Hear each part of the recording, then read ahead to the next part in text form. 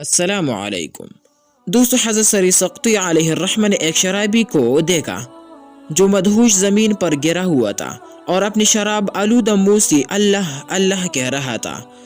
آپ نے وہیں بیٹھ کر اس کا منہ پانی سے دھویا اور فرمایا، اس بے خبر کو کیا خبر کہ ناپاک منہ سے کس پاک ذات کا نام لے رہا ہے۔ منہ دھو کر آپ چلے گئے۔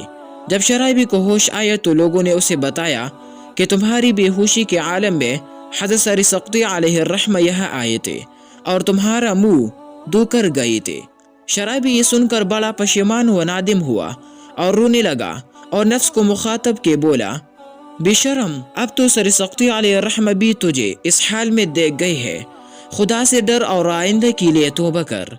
رات کو حضرت سری سقطی علیہ الرحمہ نے خواب میں کسی کہنے والے کو یہ کہتے سنا، اے سری، تم نے شرابی کا ہمارے خاطر منہ دھویا، ہم نے تمہاری خاطر اس کا دل دھو دیا۔